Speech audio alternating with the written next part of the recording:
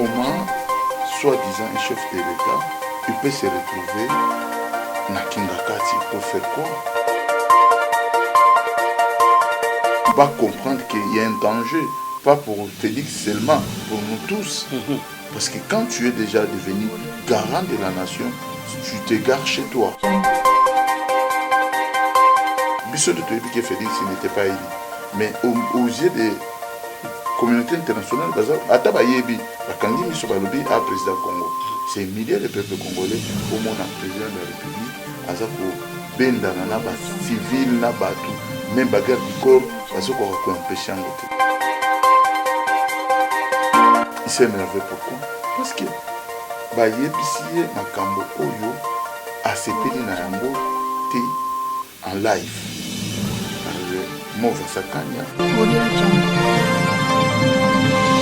Et ce que Félix ne veut plus accepter, ce qui était comme deal.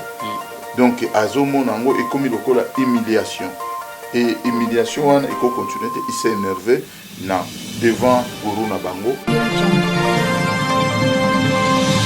Bango bazo continuer ko gérer mboka na ye ensemble. Yango wana bomonaki a manqué de respect, ba finga kay tout le temps. Ezali kambo lelo te. Ba ifisa kay lui n'a rien à dire, on t'a mis là-bas, tu dois respecter les accords. À l'heure instant que je te parle, Babé Masombo, Moïse Katumbi bazo proposer premier ministre na Congo.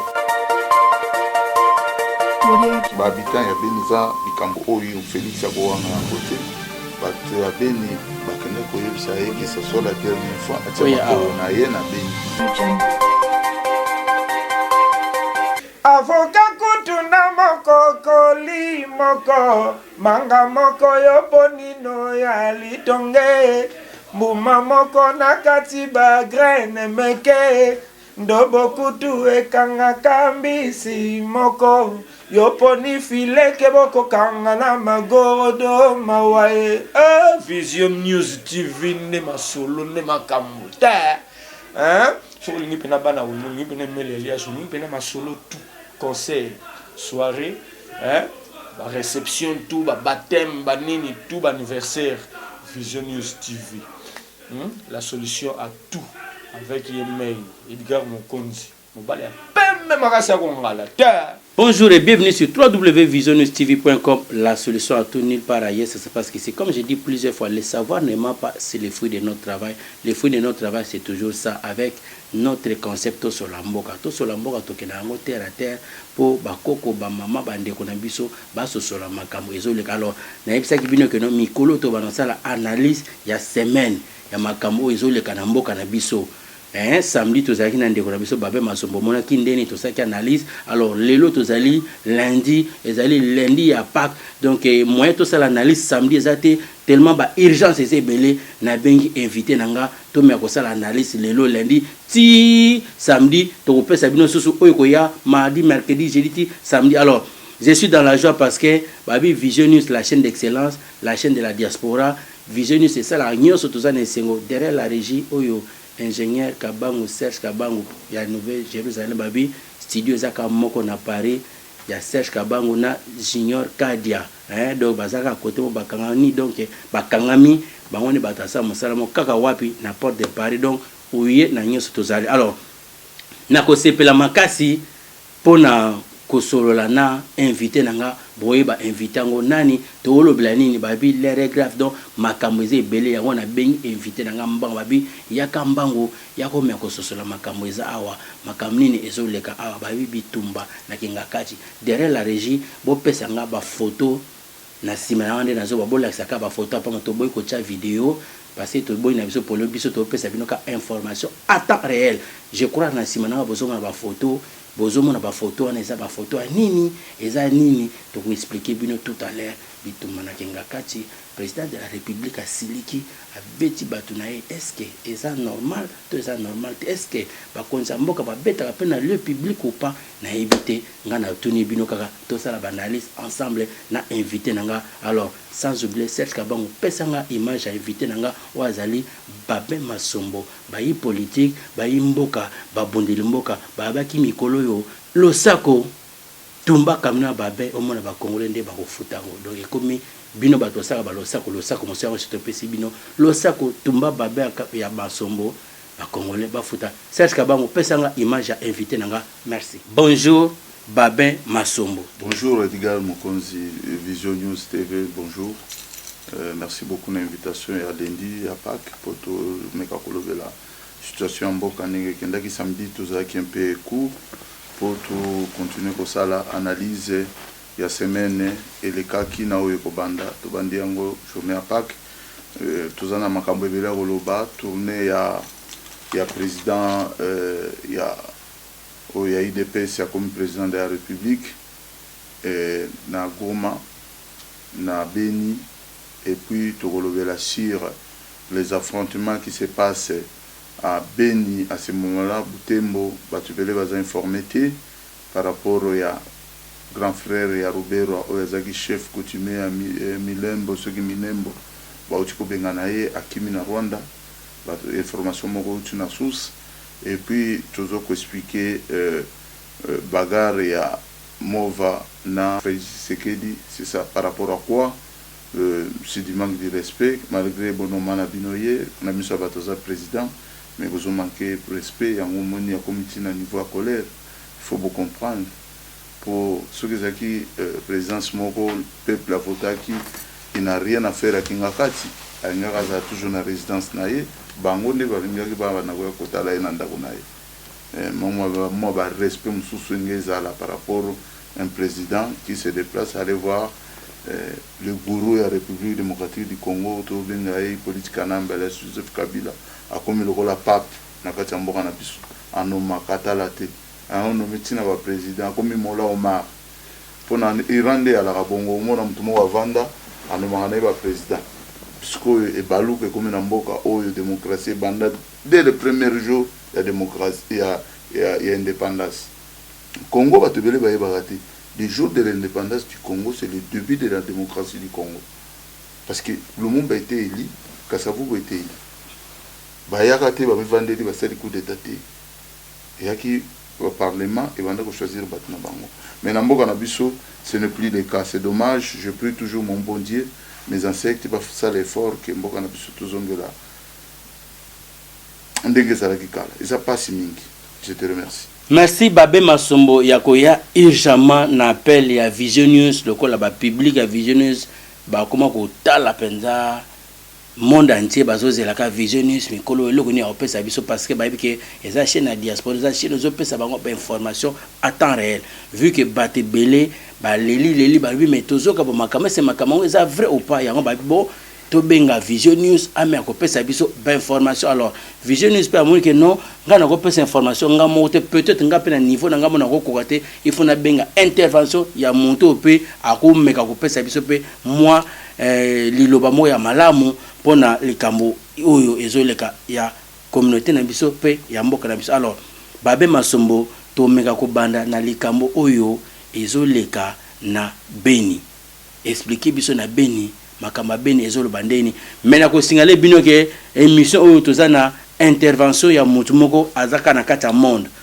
boye ba place azate mais to benga mutona akopesa biso ba information mususu oyo eza vraiment ya source so tozo benga bino toza pona kopesa bino ba information ya source ba bazo tia ba doute bo tiaka ba doute na bino mais tambo comprendre ngo et kokoma déjà trop tard lelo yo tolobaki to komesana to komo mesana déjà parce que to lingi koyoka te ndenge Babé Masombo alobaka ke non ba guru alors Babé Masombo expliquer bateau na makambo ezoleka na Beni. Merci beaucoup. C'est des informations sûres. Ça vient de source na niveau ya Beni, Butembo, Tiba, Minembo, là où grand frère Yazare Surube, roi ou Yazaraka Tutsi, Rwandais, a comment Congolais, Bazarane na Kinshasa. Boyebi bitumba moko zo le kaba tubaza ko linga koloba yango te na kanisi na tournée oyo tikoleka ya président Félix Tshisekedi bo mona ki après ba attaque et salamaki lisusu ezalaki ba ressortissant ya ba ville ya Beni na ba ville ya Tembo ba s'organiser d'une de son nom vis-à-vis na ba troupe ba mi benga kasoki ba ADF soki banani eza ba troupe moko rwandaise ougandais na bato politique kanambe ba atakaka bango. Et cette fois-ci ba congolais d'origine balobaki trop c'est trop yango bakomi ko attaquer ba groupe wana et ya kosala bango pasi na kati ya mboka na biso ya République démocratique du Congo. Il y a une semaine, Paul Kagame a tindaki basoda na République démocratique du Congo pour attaquer côté à Beni, bazalaki capturer na ba troupe ya peuple congolais parce que boy barango que malgré l'armée congolaise o ezali na occupation na kati mais bana mboka mususu babundaka na ndenge na bango bazali na kati ya République démocratique du Congo yango nde bomona ka kiti lelo Rwanda azokoka kozwa mabele ya Beni te Bukavu te Goma te Butembo te bana mboka basorganize na ndenge na bango bakaptiraki 8 militaires bazali na moko na minute na zamba bazali ko torturer pour toyeba ba information ndenge nini Paul Kagame azaka na besoin ya ko récupérer mboka na biso zela bazo po bandeko ba meka ko comprendre ba sosolo be bazo torturer ba congolais 8 wana ba libérer 7 moko bazo torturer par Paul Kagame non bazali ba rwandais ba kotaki pa na biso bazana maboko ya population congolaise voilà. Quelque part na zamba donc bango 8 ba kufaki bazaki 8 ba bomi 7 ba kufaki na affrontement moko atikali vivant bazana ina maboko mais na minute on a zo kopesa information le même équipe et bengani grand frère ya Azerwes Ruberwa o yazali ministre ya centralisation o ya kokata mboka na biso ponga la benga ka décentralisation ya kokata mboka na biso po bazwa une partie na kanti grand frère naye azalaki chef coutier à Minambo o batutu même weti Cyprien weti alaki sakaye ndenge ba introniser kaye chef coutumier na kanisi grand frère ya Ruberwa azana mbangu azongi na mboka na bango na Rwanda tuzo comprendre te grand frère azongi na Rwanda mais leki atikali na Congo azomi benga kati lelo congolais tibola muka peuple congolais nous sommes déjà information il y a semaine tuzo kopesa bino ya République démocratique du Congo wana ezalaki makambo zo salema na Beni c'est ça l'information qu'on peut vous donner c'est une information sur net donc il y a te que toyo ki yango non ils ont makambo zo salema parce que ba bagarre ils ont salema moko ils ont bagarre entre affrontement entre armée congolaise te na ba rwandais mais ça ba population et comme ko se préparer na soulèvement ba comme ko attaquer ba troupes rwandaises ba ça ko attaquer ba rebelles ba terroristes ou Hippolyte Kanambe à côté na mboka donc c'est un point botia maboko o bazana besoin ko luka basunga bango place bazali ba kivusien o ba s'organisera awana poto bo continuer toujours ko s'organiser ko tindela bango ba effort auxalesengo mingi pona ko soutenir effort wana ba neona biso bazosala na kati ya République démocratique du Congo. Merci Babé Masombo pour notre intervention en parlant des soulèvements tozo benga montumoko oyo akopesa bino pe sous information ya sur à temps réel ndenge Babé Masombo to lobakeno biso to pesa ka information ya sur montumoko to tanga place azate to tanga pe mboka azate to loba pe numéro na été mais bino boyo kaka keno tozo benga ye apesa biso information. Alors tozali en direct. Oui, bonjour papa. Tozali en direct na chaîne na biso ya télévision ya Vision News. Tozo benga yo po omeka kopesa bandeko na biso oyo bazo landa yo ya mokili mobimba information par rapport ya soulèvement populaire na mboka na biso Congo. Soulèvement populaire ekoleka ndenge nini ba avantage ya soulèvement populaire eza nini ba désavantage nango pe eza nini. Donc ndenge za boy monde entier mobimba ezoka yo na invité nanga o azali pe bayi politique babundeli mboka mwana mboka Babin Masombo. À vous l'antenne papa. Koloba te place ozali ko pesa pe kombo na yo te eza anonyme expliquer biso ka lisolo. Non koloba clairement. Voilà. Tout d'abord, merci beaucoup Ndenge Oyaminga Lelo Nakatia Radio Nayo. Nazali pour le moment na mboka ya Hollande na minute oyo na longwa na mboka ngana vandaka. Comme nangai ezali mabondeli ya Nguba. Olaninga papa? Ouais. comme nangai ezali mabondeli yanguba. Alors, opposer la question sur le mouvement populaire, avantage na ezali nini, désavantage ezali nini. Omoni problème eza na mboka na biso, nazali tout d'abord kopesa mbote mingi na peuple ya Congo, donc peuple congolais. Lilo il faut toyebaka ke mboka na biso ezali na occupation. Mboka na biso ezali occupé enyobake ezingelami na bapaya. Lokola premièrement ezali ba Rwandais, ba Ougandais, ba Burundais, elongo pena ba mindele oyo bazali kotina bango, oyo bazali ko recommander bango, oyo bazali ko obliger bango pona minere ya mboka na biso. Alors pona batuwana babima ezali effort ya moto moko te, ezali pe effort ya bato mosusu te, ezali kaka effort ya biso moko bana Congo, biso moko bana ya Congo, Congo ya ka, peuple de Dieu. Soki lelo totiki kaka tozala na ndenge tozali, papa ekozala pasi mingi pe mawa mingi pe peuple congolais akobunga ekoriske pe tobunga ebele na kata mokili. Kobunga na sens nini? Ba mosusu bakoki mamboka wana bakebisika mosusu. Ba mosusu pe bakoki kokufa bakote na mabele. Ndambo pe otikala wana bazali deja kwense bazali kwa bato mo bazala binyololo bakozana mo à dire te. Papa poto ke na lombangu lokola ezali ngonga ya télévision, est-ce que okomya kososola bande côté par rapport ya soulèvement et ko salema ndenini et ko lekande nini, avantage eza nini, désavantage eza nini? Avantage ya soulèvement populaire ezali boye. Tozo kao. Babengi okona? Oui, tozo kao. Avantage ya soulèvement populaire ezali boye. Soki to sangani biso nyonso lisanga moko na mbela oyo kopesama ya kobima libanda ya kobenga na bapaya ba étranger nyonso ba Rwandais nyonso ba Ougandais nyonso oyo bakipe mboka na biso na ba poste nyonso mboka na biso, soki ba longwe ba kimi batiki mboka na biso, c'est-à-dire que to récupérer mabele, to récupérer bomengo nyonso mboka na biso, alors à ce moment là to tikali tranquille to longwe na minyolo ya ba Rwandais. Totikali tranquille et couper sa opportunité.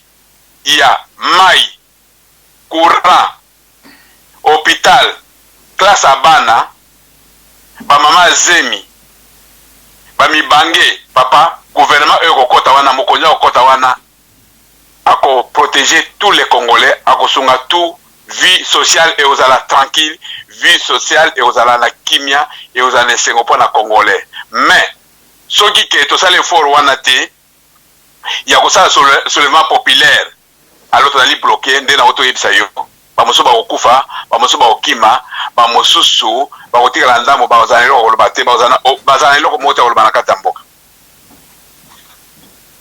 Comprendre papa na ngai tozolanda o. Voilà, mais soki kaka tosangani penza solo tosala soulèvement populaire pepe congolais ozana esengo aza protégé, aza kimia. Maï aux allofélés, courant aux allofélés, classe à banane aux allofélés, hôpital aux allofélés. Mone, ba mi bangé ba aux ala bien, ba mazemi, donc ba aux ala bien na compte à l'état o yoko remplacer c'est-à-dire to tikali mbongo ba Rwanda ba yiba ba kena nango et ko za toujours maboko na biso mo bana Congo et ko sunga bana Congo nyo surtout. Mon avantage. OK. Yangwana. Tolandi yo avantage yangwana tokokata singa tokobenga yo après tosola makambo mosusu po toyeba pe susu kokontinue ndenge mosusu. Merci mpona ndenge opesi baavantage ebongo désavantage nango eza nini? Désavantage ezali nini? Tango deja mboka eza occupé bapaya bakipe bilon papa na ngai bakoboma bato mosusu bakokima ndambo bakotikala wana bakozala eloko koloba te et puis misère kaka ndenge eza lelo ekokontinue koza plus siko misère ezali moto avanda na mboka te ekotina moto fa kufa te ekotina moto amiboma te. Merci papa na biso na intervention na yo tozotika yo po to continuer émission na invité nanga azali sur place tokobengo susu mbala sima. Merci beaucoup. Merci beaucoup. Merci beaucoup. Merci. Merci beaucoup. Bandeko Bouto Landa, intervention, avantage, na désavantage. Alors, en tant que Bambé Bansombo, moi na mboka, bayi politique, oko expliquer sous Bandeko Nabiso nini par rapport Makamoyo, Papa Otoloba, selon yo, avantage na désavantage, et ça ni pour un soulèvement populaire. Oui, c'est tout à fait normal ce qu'il a dit. À l'obi Makambo Solo, mboka tango za occupation, ba occupant de bas occupara na richesse ya mboka. Bino bakolo mboka bozo sonelo côté boza na kati ya pasi. Et yango bozo vivre yango lelo na République démocratique du Congo. Ezaka ba ini ya Congo, ya ba Congolais oyo baza proche ya occupation, bazo vivre bien, baza pe muke. Et na muke na bango wana bazali ba okoka pe ko distribuer mbongo bien richesse na peuple congolais. Donc cela veut dire Congo est en passe. Maintenant, dans le Baxelo, Moko, Kuluta Bosani, au monde pour soulever le peuple congolais. Ça ne commence pas qu'un jour, Bolamou qui vous dit que ça là, soulèvement populaire. Non. Vous voyez ce qui se passe aujourd'hui na Katanga. Batu, Balamou qui n'attend pas comme il passe là, photo, il y a Hippolyte Kanambe. C'est là où profitaka, Batu va se soulever, Balamou qui n'attend pas comme il passe là. Babuki ba magasin insécurité et koti makasi biloko tango bani ko buka magasin bokoti bozu biloko abatu ba gilet jaune makamba voilà batu ba bimi batu baza ko bima donc mututu donc biloko zo mona naté mboka koti loyenge soulèvement batu boké ko kipe sikoyo ba place stratégique ba grand rond-point ba ministère ba biloko belé neti na ba village na ba mboka lokola Bamboka Logola Bakatanga, Bakokeno occupé gouvernorat, assemblée régionale, Babiloko radio, Babiloko Negana Batelemi, Baké na camp militaire à Mounene à Lubumbashi par exemple, Baké du Bosso ya camp, Basengi soda congolais, Pacha Bango po, comme tout le monde yango na Soudan. Yango ne senga ke révolution bandi. Surtout tout ça le programme moko pour la révolution, Mupayasa na kati mboka azali ko étudier le jour au jour comment étouffer révolution ou soulèvement populaire. Parce que à partir des soulèvements populaires, les places peuple à couper ma respirer parce que à côté à mukonzi oyo ye moko alingi et mukonzi wana kozala na respect à peuple nae. Mais ba oyo tozana bango bazali ba konzi ya batu. Bazali na respect na peuple te mais bazali na respect na batu batie bango na bukonzi. C'est pour cela batu wana baza kozwa mbongo ya peuple baza kolia place ya peuple parce que peuple n'a rien à dire. Peuple ayebi ba konzi baza na Congo telelo. Yango wana omoni eza impasse pour la République démocratique du Congo. Toujours ça na ba effort nyonso to meka ko expliquer à peuple congolais ceux qui ba na maloba na biso ya mike un jour et ko simba na mitema na bango va se révolter contre occupation aux la République démocratique du Congo. Mais le monsieur il a raison. Les avantages, ce qu'il a dit, c'est très bien. L'argent du peuple, l'argent des contribuables passe aux mains de Paul Kagame aujourd'hui.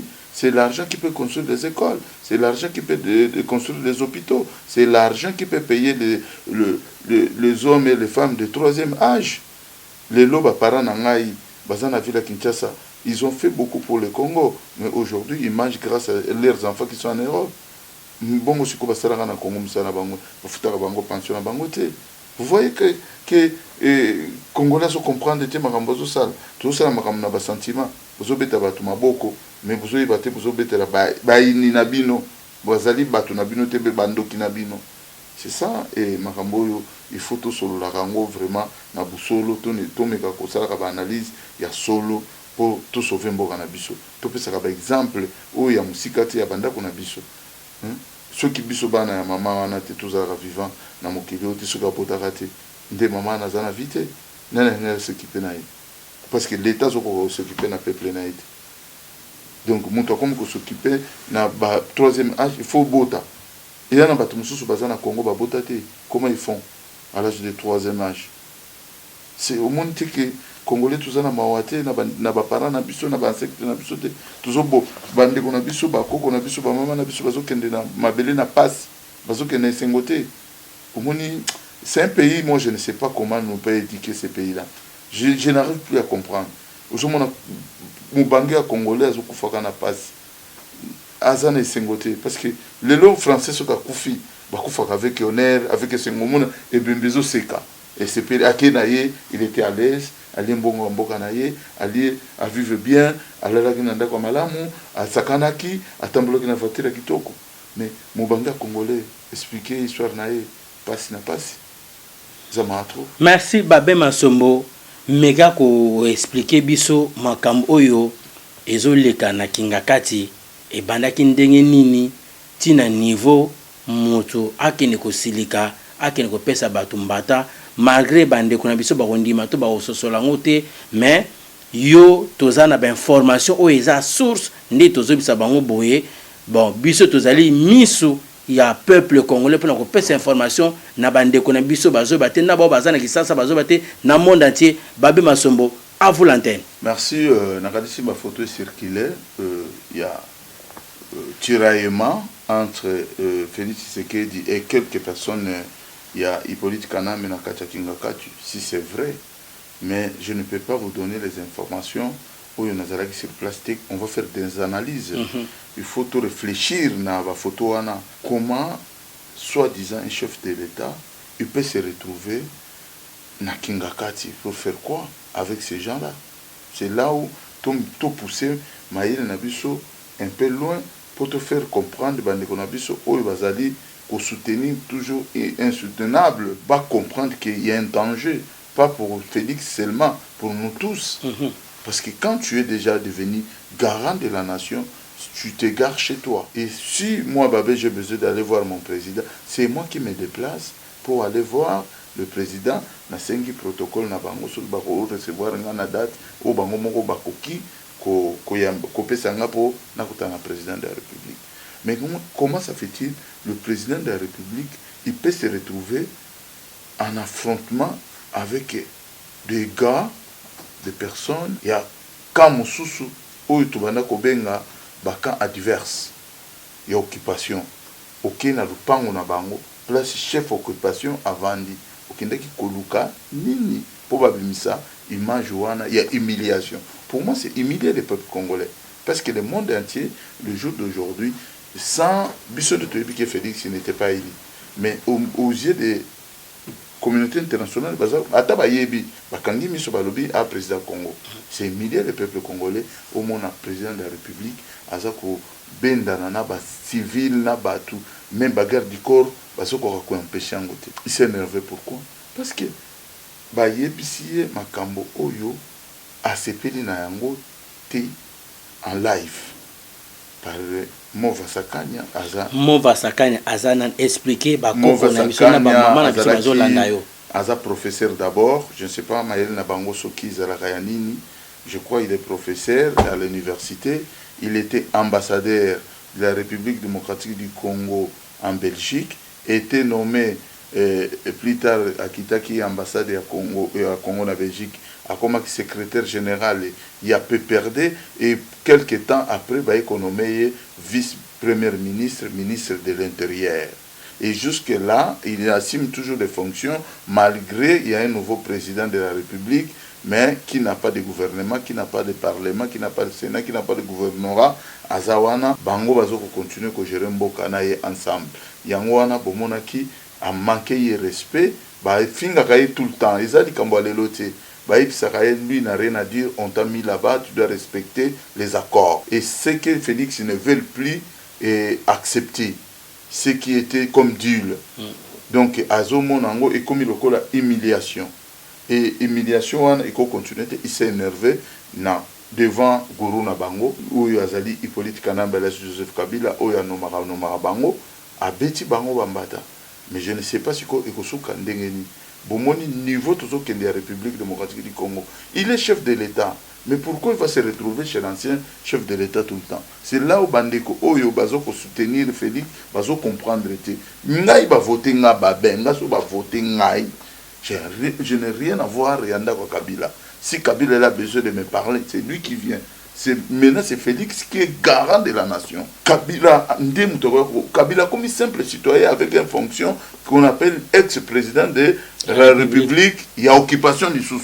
Normalement, parce qu'il faut que charge de belé, il faut que comment Congolais, 5 ou 5 nationalités. Pour c'est un Rwandais. C'est un Rwandais, il n'a pas demandé la nationalité, il se retrouve comment à la tête de l'État. akolakisa biso na ministère intérieur quand il avait demandé la carte de séjour. Mais biloko na nyonso na Congo ça existe. Hein. Moi j'ai grandi à centre-ville à Kinshasa. Moi je connais ma famille Ali, ma famille Kanafere. Yogoye babangote. Mais ils avaient des cartes quand on était dans la boîte de nuit. Vous comprenez? Les Libanais, mais le roman a bandé qu'on a ceux qui c'est la carte de séjour, mon frère. Mais comment il politique Kanambe? Mais comment la carte électeur? Mais tout ça en occupation. Occupation qu'on ça n'a jamais recensement. Occupation qu'on a identifié batouté. Parce que tant qu'on a identifié acte de naissance, il faut faire comment eux. Bango bazana ngoti. Bazana ngoti na qui est dans l'hôpital de IMT de Kasongo, il y a mon nom, le nom de mon père, le nom de ma mère, ti na zone na biso rural. Okukuta kombo na ngezali. Babe Masombo mega ko expliquer biso babi bata FCC tinde bazo mata na bampunda bazo kinga kati bazo sepela ezali pona kochola Félix bakochole par rapport à quoi il paraît baza na kanda makasi par rapport babi kozala na prison na kozala tout autour à Kabila na ko préférer nazala na prison que nazala tout autour à Kabila vu que Félix a pesi Kabila ba beki baza na kanda makasi yango bazo sala keno baba na sala ba sabotage mega to sala analyse expliquer bande ko na biso makamango ezande. L'histoire était à la fin. Il y avait parmi Yabatou Karabazo Buntsaka Félix Nakata Kingakati qui ont accepté que non, trop c'est trop, parce qu'ils sont en prison. Kabila atia bango na prison, même pour la sortie na bango, il faut signer les papiers. Kabila signer bango. Oui, c'est comme ça, ils sont en prison. Donc cela veut dire bah comment qui au bout du souffle donc bah le non. Non, osana mbongo osana nyos mais osa bloqué. Bah comment qui au bout du souffle, bah comment qu'on préférait na bango ba libérer le fils que Congo, ba bango bandimi prison na Congo mais et tout bas à la libre bandimi prison. Que ba boma bango te bas à la prisonnier mikolonyoso Kabila maltraité ka bango abeta ka bango donc ba comment ba umbu na ye. Donc à un certain moment va le bas que c'est trop, il faut tout meka tout libérer mboko. Ba va libérer mboko comment? Parce que normalement l'histoire s'était passée comment? L'histoire était passée comme ça. Ba tubele ba linga koniye lokoana. C'était Chadar qui était préparé pour être président de la République. Expliquez bien les lois, quoi, ben fond ce soir. Donc c'est Chadar qui voulait être président de la République. Tout était arrangé. Bah ça Chadar. Au sommet comment un président Hippolyte Kanambe, il a financé le campagne de Chadar. Élection naïe au niveau jusqu'à 150 ou 300 millions de dollars. On dit ma copère. C'est impossible. Pourquoi on dit ma copère? C'est parce que Danger et Kotaki, Léon Kengo Adondo, n'a quelques Belges, parce que les Belges sont toujours dedans. C'est pour cela, avant jour de la nomination, il y a Félix Tshisekedi, n'a pas fait ça détail, mais les gens n'ont pas compris. Kengo Adondo est parti les voir. Ce qui tout sali, erreur, il y a ça. Chadar. Batuya IDPS, na population congolaise, na batuya faïl, na batu souke bakobi melabiso tozala toujours en débandade. Vaut mieux totia mutu mususu oyo bobanda ko préparer au cas où il solo simbi totia premier ministre. C'était Félix qui était prévu qu'il soit le premier ministre de Chadar. Sikoyo tant aussi Kengo à convaincre quelques Belges, convaincre Hippolyte Kanambe que Boti à Chadarité, Bozora Mutoyo, Babenga les deux candidats et à opposition, Babenga Martin Faïlou, Babenga Félix, Babandaki na Martin Faïlou, condition, Pesa condition, Faïlou n'a pas voulu se rendre na Kingakati. Faïlo alobaki bakutana à l'extérieur de Kingakati. Félix, comme il avait déjà l'habitude de partir, il faut tout le basi comme Ramango, nyoso poelele, les amambaro bombaté. Félix, babana kutana na Kabila depuis longtemps. Parce que Dule Ezalaki a comme premier ministre. Maintenant, si tant on va proposer Félix, que vous voyez, M. Félix, ce n'est pas toi qui as gagné des élections. Ce n'est pas toi qui as gagné des élections, mais l'obligation nous oblige de vous mettre, vous, président, à la place de tous les candidats. Miracle, et Salami. Donc, au Balobaka, chancelier au Pamba na Congo. Le mec, Atala Likolo, Atala Nassé, a rêvé au Nyo Sabano Luka. Mais c'est pas possible. Nga président. Il est président. Et Banindéni. Sikoyo, directeur naïe à cabinet Vital Kamer, il était au courant.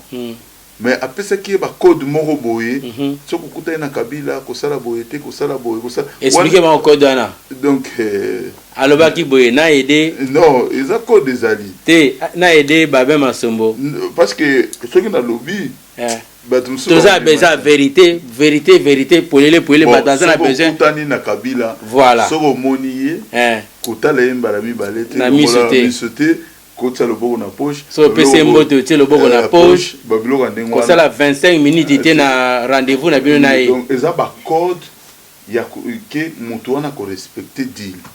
Parce que c'est psychologique. Na esprit, ba travail esprit. Aux on peut battre là si le type il va respecter les accords.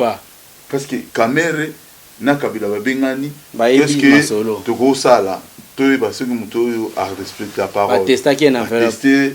Na enveloppe anti apesi enveloppe akaki na mbongo na kati $100,000 akei pesa pe Vital Kamer. Donc cela veut dire makambo bando kende vrai yango ba ko mona ke no moto yo toko pesa pouvoir tant on siko azu pouvoir tant ba yebi que c'est toi qui sera le président de la République émotion abenga mer naï ntoli bosu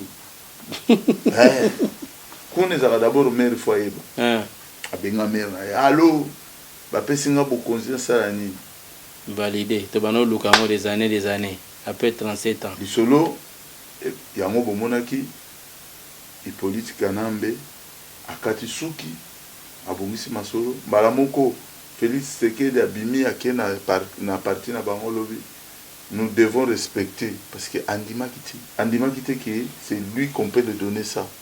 Lui, il s'attendait comme un premier ministre. Il est devenu notre partenaire. Alobela Bilobele Bele.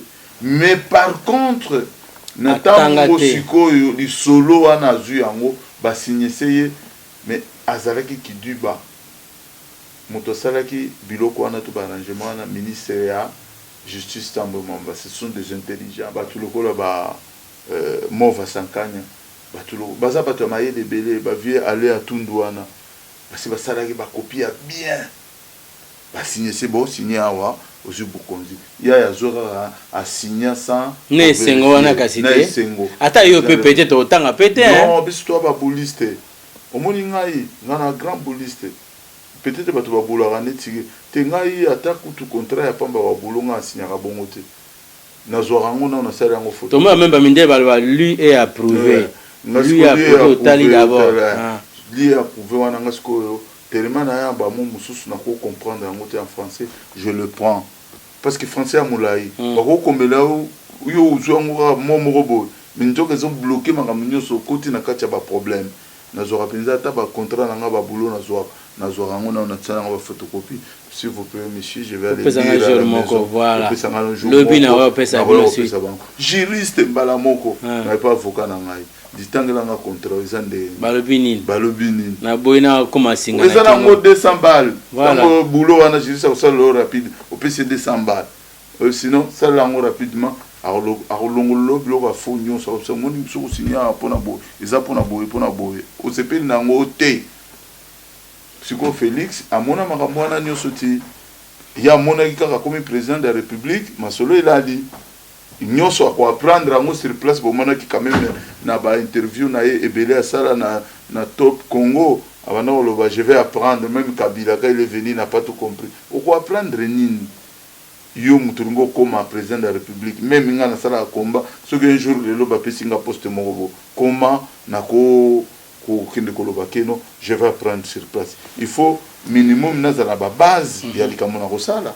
Alors dernière question je crois pour toi c'est ça intervention na biso il y a analyse na biso il y a lelo mokola pak pour to continuer souti samedi toyeba na katikati ya mikoloni ne koleka po to pesa so ba donc yango na ngena si ça jana no ngana peso question mo boye Babé Masombo Lamuka position nango ezoyeba na te à l'heure instant que je te parle Babé Masombo Moïse Katumbi bazo proposer premier ministre na Congo pour expliquer biso nini parce que soit et là ba ici Félix analyse Félix a préféré Moïse Katumbi premier ministre FCC balobi Albert Nani Albert Yuma ce que Albert Yuma te yemoko leader des leaders premier ministre pour expliquer peuple nini na makambo yo tozoka na ba information ezokwela biso matin midi soir. Bon, écoute, pour Moïse Katumbi, moi ce n'est pas du nouveau hein.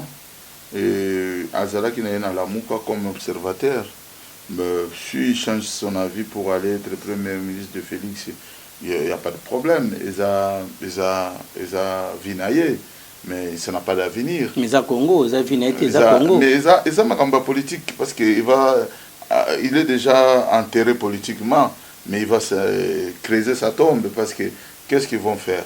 Ils vont faire que couler les gens. Est-ce que ça a jeté pour Kabila récupérer et Tonine? Récupérer ces cours de cassation déjà et annuler procès naïe.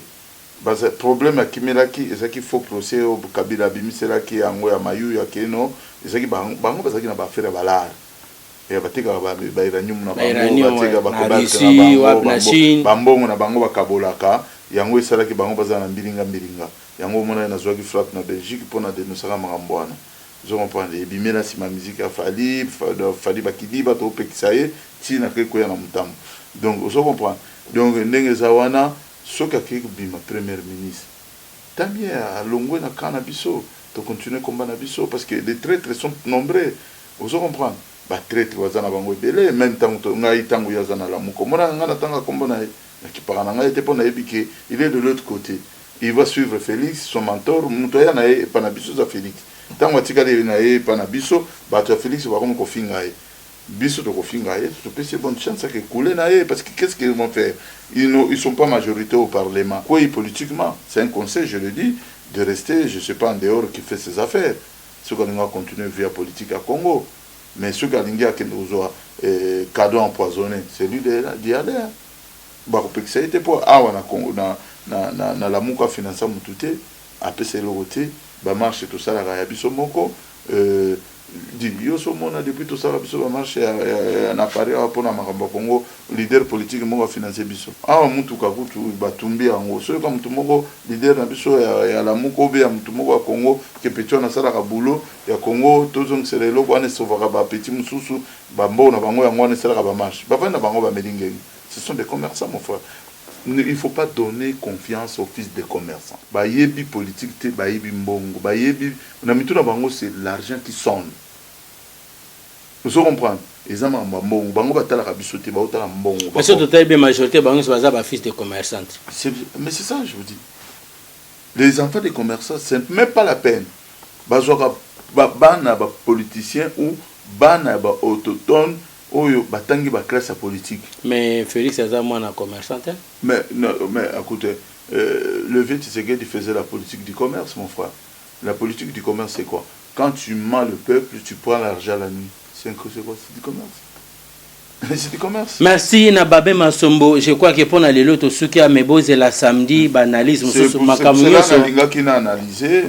Du solo, il y a tourné, il y a Félix Tshisekedi. Na Beni, habitant, il y a Beni, ça, Félix a ngote. Il y a Beni, que ce soit la dernière fois, il y a na Beni. Ça qui enveloppe.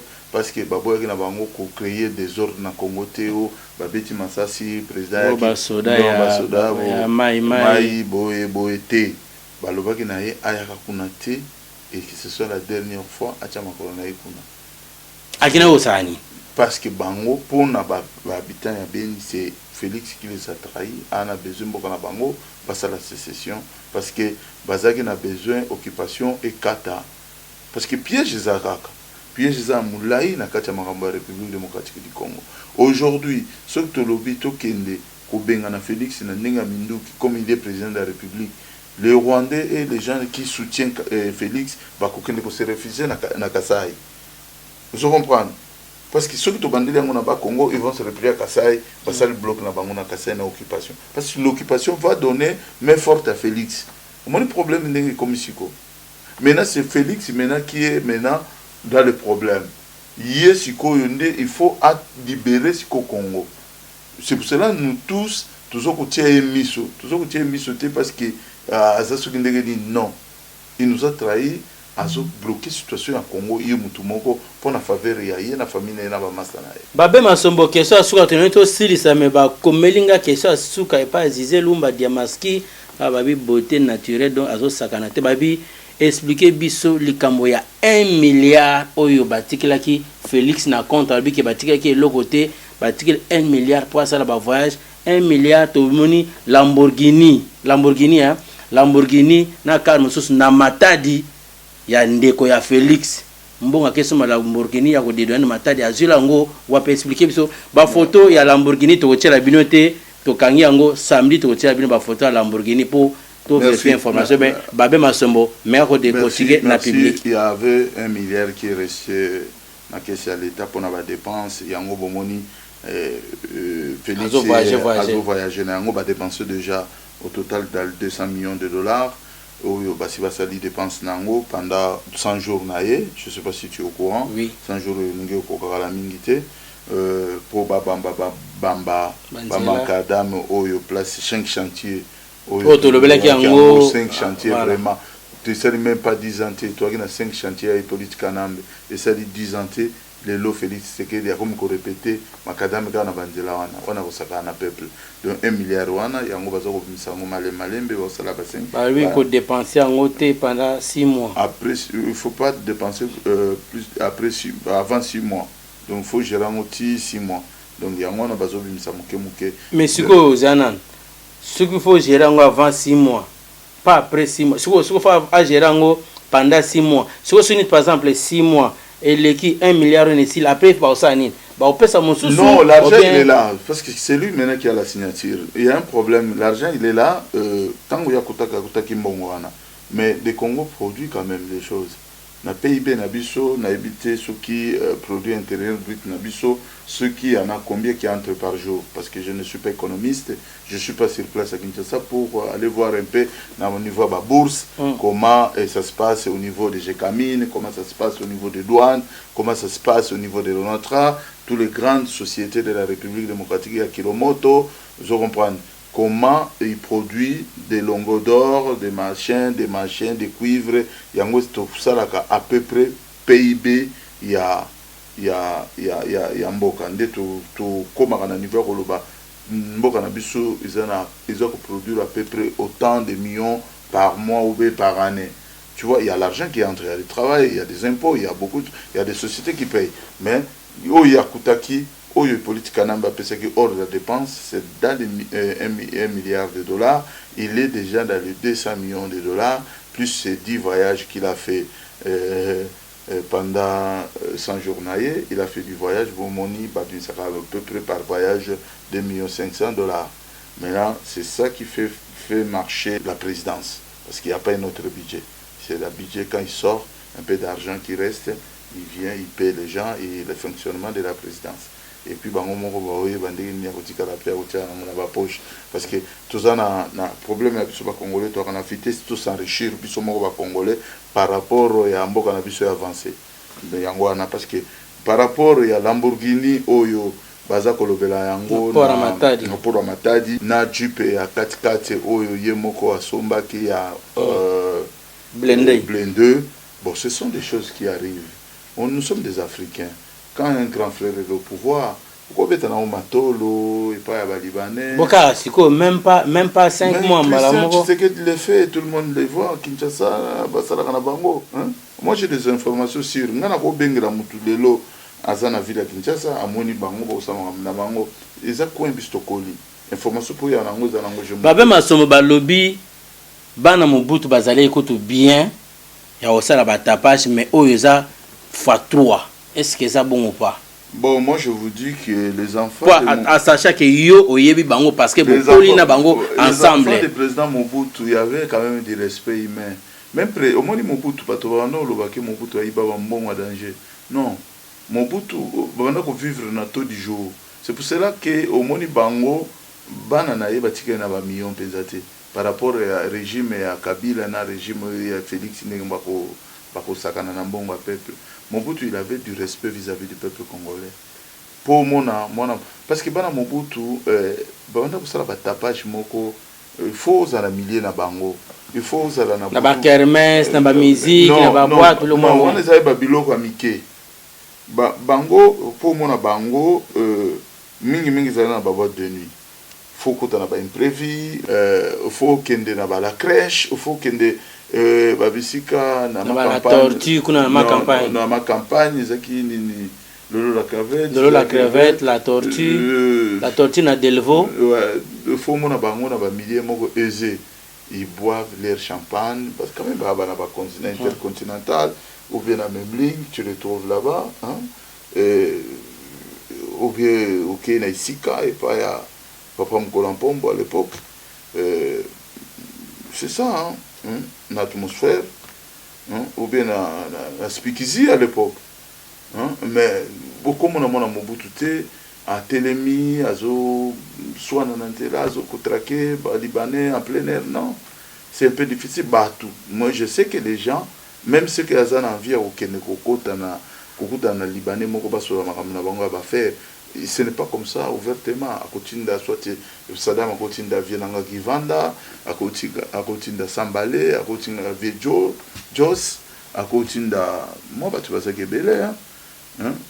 Je me souviens, na mona qui toi qui va petit, tant que tu as na immeuble photo guide, tu vas dans la biso, c'est que na 9e ou 7e, je me souviens plus. Donc tout le monde a bango, et le mot bakoya na bango, tu vas na biso na bango na millionnaire. Na boîte na katia millionnaire komona dakoji akoti avant dinaye biso peto sana biso wana tozomela ya mutu na mto sa vinaye ni vini koni mais o ya ba Zoé ya ba na bitiso ki Christian Sekedi na famille na bango ba kosala comment je ne suis pas Kinshasa mais je le souhaite que basala ngo proprement malgré baza famille présidentielle mais on a komi koyoka ba Lamborghini ya ba tapage na kini ya ko traquer ba Libanais. Non, on ne peut pas toujours répéter la même chose. On ne peut pas répéter. La famille Mobutu créait des petites sociétés. Regarde, Moutouroko la Saddam Azaki Yosha de production. C'est une société. Et ça qui n'a pas mis candidat officiel, malgré ça qui n'a pas avantage. Il peut aller dédouaner quelque chose au nom de la présidence. Hein? Au moins, avantage, ce n'est pas aller prendre les choses des gens. Il faut pas le rappeler la famille à Mobutu ça la biso ba mabe trop mais bon le ndenge zalaki tu comprends. Moi je connais tu mususu bazaki na ba bureau na bango vieux manda azalaki na bureau na ye na Tombalbay bana robenga Madova production vous comprenez ezaki na à peu près na katia groupe Madova à peu près dans les 24 sociétés mais aux hommes c'est des sociétés qui payaient les impôts. Ce n'est pas aujourd'hui, Kabila, vous prenez tout pour vous. Donc, au groupe Madova, à la fin du mois, mais TVA et la République démocratique du Congo, baye ko déposer en gros la contribution. Donc, toujours Mimaraba Yuma, mais ils en ont mingi, ceux qui la famille Tshisekedi doivent faire pareil comme les autres, les occupants, les dommages pour Nabiso. Donc, nous avons Babé Masombo, merci. Tokumi Nasuka, merci pour répondre à l'intervention Nabiso. Ba public Boyoki, rendez-vous Nabiso samedi pour la analyse l'issoussou pour na ndetozo ba losako tumba kamina Babé Masombo au monde ba congolais ndé ba ofuta. Donc rendez-vous samedi sur une 4 semaine. Ba information à urgence ezali tokosala mais ce ezali samedi bozela to pesa biso ba information moso parce que là na mito to komina ba antenne moko ezo pesa biso ba information tozola la société na 1h du matin na ko bisa bino tozaki na réunion ngai Babé Masombo na batmo boye to sisi réunion na 4h du matin pas de téléphone pas de quoi to koti ba téléphone fermé misunanga eza fatigué bolimisanga tozaki na réunion pour na makambo ya mboka mais to pesa bilo ba information nango kalate mais to bisa bino ingeta mboka na biso ekozala sauver un de ces 4 salutation na bato bazo landa biso. Non, je remercie toujours le peuple congolais. Soyons forts dans l'esprit. Faut à la force d'esprit. Ce côté là nous autres, yango moni ba mastebele. C'est que bauta na nzoto bazo supabule bao singa bakende ko travailler na gouvernement et politique kanambe oyo ezali lelo na kati ya République démocratique du Congo bamususu bamasa basopibule baketi kisasa bamususu ti lelo okomi na kisasa tellement oya na poto piaka ozongi piaka okomi senga so bilamba bato ya poto bozofinga bapetinda ya bino bilamba eza matro yango tolakisa bino ke biso bato idéologie tozakaka na grande idéologie tokotikala kaka na idéologie. Ok, merci à tout le public, il y a Vision News Nde Bozo Landabiso, merci Nande Bozo s'abonner, merci parce que nous sommes fidèles, fiers, ba umbu na bino bo comprendre moni na zo loba misu fatigué ka pona makamba Congo, bino ko bozo lia na bino ba semul na bino tranquille biso tozo kemba ka pona bino, abonnez-vous massivement. Jérémy Bass, merci à toi derrière la régie, Zizel Oumba Diamaski, merci à toi, Vacances et Silibien, Pakezo continue toujours, merci à tous nos abonnés, abonnez-vous massivement, Nol Dande Wuti Mosala qui toko nani na kan kuna yango les autres yango les autres la fierté il y a biso peuple congolais message donc ezali abimi meilleur président ya jury ya festival panafricanisme ya Cannes ya Congo. Non, dans mon lobby, il y a lobby, dans lobby, il y a lobby. Voilà, la réalisatrice n'a pas lobby parce que tous autres travaillent ensemble pour l'avancement.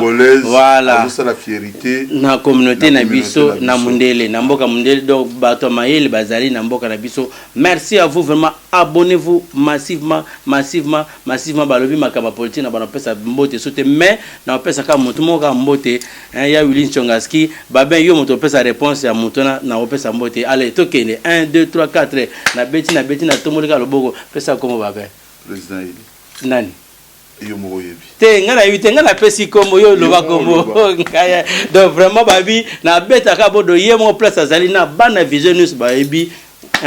Grand frère propre Tchabola toujours ne tombera jamais. Martin Fayulu m'a dit Mikolo na yeli susu mabe j'ai confiance tellement dans une assurance et belé donc Mikolo la combien ko valider ngo Martin Fayulu m'a dit babi le 28 net master nga dit no image alabaka ça va inda le 28 na Njili Sainte-Thérèse donc atterrissage forcé na Njili Sainte-Thérèse le 28 Vision News toujours na pointe na bino nga na zoya bana Congo bana mokili mobimba les 28 pour moi na kin derrière Martin Fayulu pour na pesa bino ba image bien oyo ko sala ke nan bo mona ba caméra wana te les 28 ans bino na kin merci abonnez-vous massivement. Bonjour, ça va? Ça se passe bien? Ah mais je cherche le 107 chez Nico hein. Ah c'est à côté? Ah merci mon gars. Ah non moi je savais pas. Oh Kokombala. Moi Japon. Derrière Nico. Oh mais yo que non on le pas ya Nico. Oh, yo na solo ngaiba, ma solo comment? Ozoma de 107 yango. Ah bon? Ah, donc ya Nico comme ça. Mais oui. Et pas un ça. Et comment wa changu ne tombera jamais. To comment ma solo comment? Ah bon? Oui. OK, to côté. Ah mais ya wewe pas ya Nico. Bon ya Nico moi ça. Ah mais nega ya Nico. Oh, ya Nico nzao. Delivé. Ah, donc on a eu tinda do. Comment? Merci. Ah mais pour la tinda là pe teni. Non, on va pas poli. Ça là, yango. Ah, tout ça fait. Merci. Ok, donc il s'en va. Il faut arranger en mot, viens s'en occuper. Donc, tout ça la frette. Tout ça la frette, oui, dans le cas on a fait de C25. Et puis, tout ça, peine à Ria. Rien ne permet de se continuer en mot. Dans le mot, en Afrique, en monde. Donc, na Kinshasa plus précisément, ils allaient na Sofipom, la ville, la Kitambo, partout. Mais c'est bien ça. En Angola, pays, na Brazzaville, pays, tout ça là. Bon, partout. Ah, mais on a qui n'a déjà pas d'ailleurs, on a dit pas.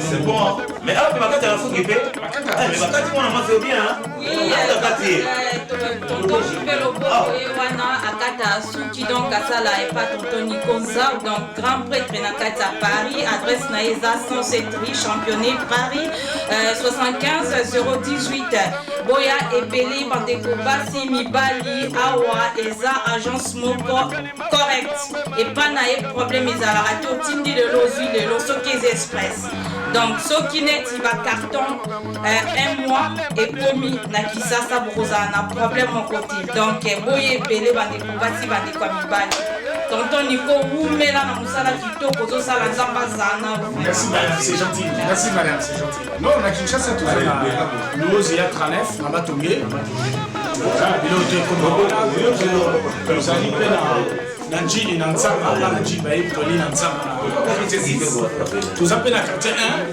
toza mpe na masine ya liberté voilà toza mpe na kikambo voilà toza mosala de façon que nous assimila toza mpe correct mpe carré JP Percotia, JP Loboko, les grands frères verts. On a sepeli. Mutu alingo contacter nga c'est simple, nazala 06 05 72 79 03. Et puis le téléphone fixe il y a Moussala, ils ont 01 42 52 06 00. Sur le mot contacter nga par mail, par boîte électronique, tout ça, nazali na ndombasimaria@yahoo.fr. Nazali les silos tout ça là, Moussala. Donc tout ça les kilos 10 €, frais de 25 €, les collets express c'est 20 €, portable ils en a 20 €, 25 €, ordinateur ils en a 50 €. Voilà, tu vas les disposer, tu vas rendre le service tout, ils ont correctement.